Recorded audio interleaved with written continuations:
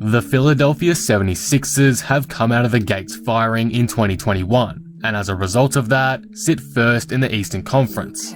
It's been great to see for Philadelphia fans, especially considering how disappointing they were last season. But as this play has continued, many fans are considering just how good this team really is. So, in today's video, I'll be talking about the Philadelphia 76ers season so far, how they've turned things around from the disarray of 2020, the players playing well that's contributed to the success of this team, and why I personally believe they should be considered favourites to make it out of the Eastern Conference come playoff time. Before we start, if you're new here and enjoy the video, be sure to subscribe for more NBA content like this. I'm trying to hit 16,000 subscribers, so all support would be greatly appreciated.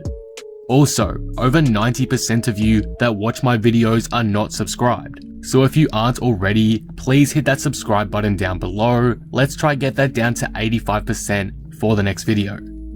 Anyway, with that all being said, let's talk about the Philadelphia 76ers. As of when recording this video, the 76ers are a game and a half clear in the East and sit first in the conference with a record of 16-7. In their last 10 games, they've gone 7-3 and have had some impressive victories, such as their clutch 1-point win over the Lakers or their back-to-back wins over the Boston Celtics. After such a disappointing 2020 season, the 76ers are turning it around and are becoming the legit contender we all expected them to be a couple of years ago. But how has this play occurred? What players are dominating and causing this success to happen? The first player we obviously have to talk about is Joel Embiid. In 2020, Embiid had a disappointing year, seemingly unfit for most of the season and taking a dip statistically and on the court. To put it simply, he didn't look like his dominant, unstoppable self, but thankfully, he's returned to form this season. Maybe it was from the birth of his child, but regardless, Embiid has taken it up a notch in 2021, and as a result, has launched his name into the MVP conversation, with ridiculous averages of 29 and 11 on 56% field goal shooting, 42% three-point shooting, and overall having a true shooting percentage of 67%, by far the best of his career. If Embiid can keep this up, not only will he probably take the MVP, but he'll take the 76ers far as well in the playoffs. He's looking like one of the most unstoppable big men of all time at his best, and for that reason has been the biggest player factor for the 76ers' success so far, if that wasn't obvious enough. Combine that with his insane box plus minus of +8, that truly shows how impactful he's been. Embiid has been insane this year and deserves all of your love and support. Another player playing well consistently is Ben Simmons, and yes, I know he's plateaued this season and hasn't taken the next step in his game like we all wanted, but that doesn't mean at all he has been a bad player or a negative for the Sixers. Simmons is one of the best defenders in the league across the board. He should receive first team all defensive honors yet again this season, and that area of his game has been crucial to the success of this team. His lack of a shot can hurt them, but he makes up for it on the other end with his elite defense, and that makes him so important to the Sixers. It may have been a reason why he wasn't moved for Harden, you never know.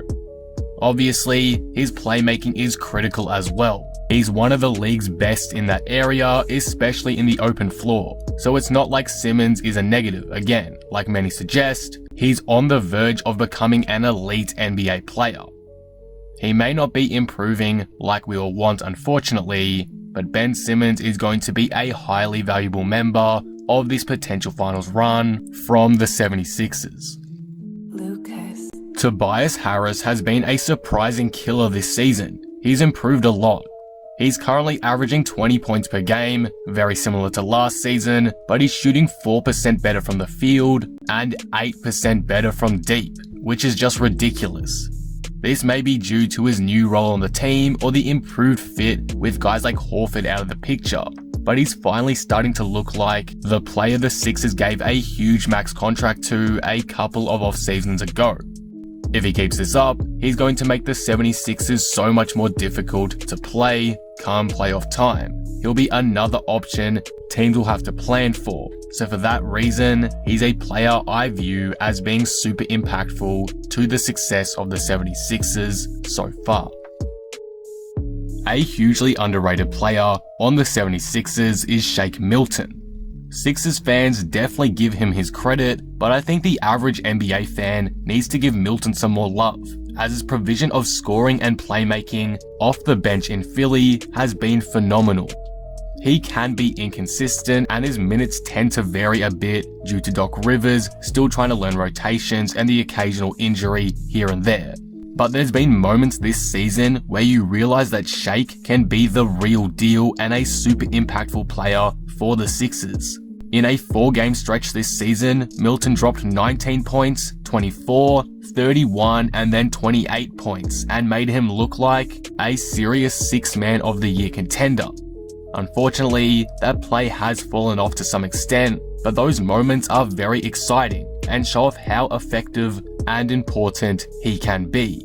Shake has potential to be a reliable option for the 76ers to go to come playoff time, and that has the potential to make them even scarier, especially if he can produce performances similar to the ones I mentioned earlier.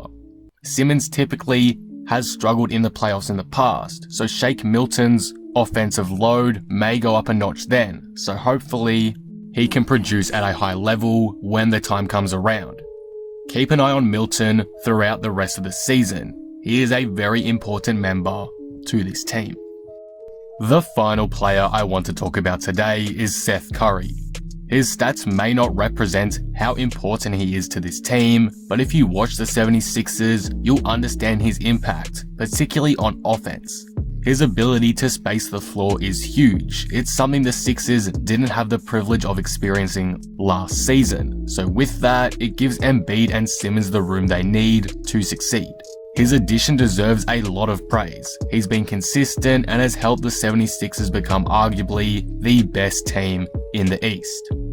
So those are all the players I want to talk about today. There's obviously some other guys who have contributed to the success of the 76ers, like Danny Green, Tyrese Maxey, and Furkan Korkmaz, but the players I mentioned have made the most impact, in my opinion. There's been a couple of other reasons why the 76ers have been so successful too. One has been the hiring of Doc Rivers as head coach. He's not perfect and his rotations at the worst of times can be questionable, but it's clear he's been a big upgrade over Brett Brown and has left a positive mark thus far. The hiring of new general manager Daryl Morey has been simply perfect for the 76ers as well. He's turned this team around fantastically and provided the stars of Embiid and Simmons plays that fit alongside them very well. Dumping Al Horford has proven to be elite, and bringing guys in like Seth Curry is also very notable of what Morey has done. He's the biggest reason why, in my eyes, the 76ers have leapt in front in the Eastern Conference race, and he deserves a lot of credit for that. But why do I believe the 76ers will win the East? Well, it's for a few reasons.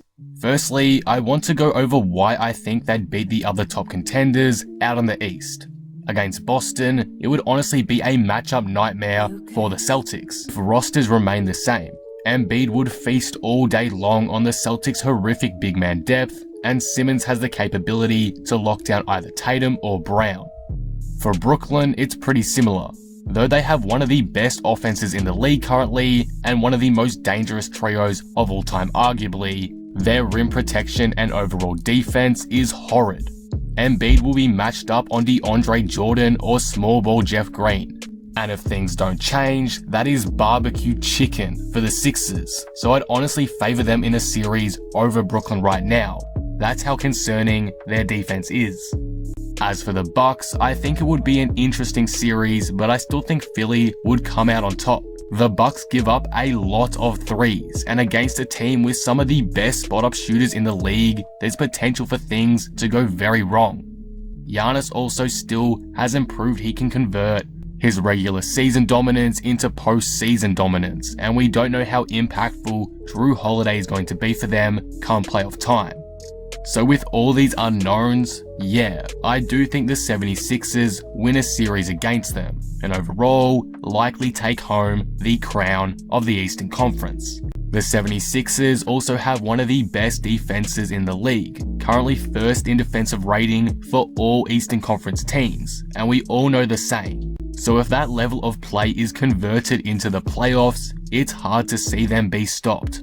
Combine all those factors I previously mentioned, and the dominance of some of their players as of late, like Embiid, this is a serious title contender. But all in all, these are my thoughts on the Philadelphia 76ers. The team has been amazing and have perched themselves firmly as the best team in the East, record-wise. If players like Embiid continue to dominate at the level that they're currently at, it's hard to see this form slowing down, and for that reason, I have them as favourites right now to come out of the East. It's obviously still early, so this is subject to change, but as I've hopefully shown you today, the 76ers are a legitimate threat that should not be messed around with. They were incredibly disappointing last season, and something had to change. I think it's fair to say that the change has been made, and now they are shaping up to be the best team in the East in 2021. And that will conclude the video. What do you guys think of this? How good are the Philadelphia 76ers to you? Will they come out on top in the East come playoff time, or are they not on that level yet? Let me know all your thoughts down in the comments below. If you enjoyed the video, be sure to drop it a like and subscribe. But with that being said, I am out. Peace.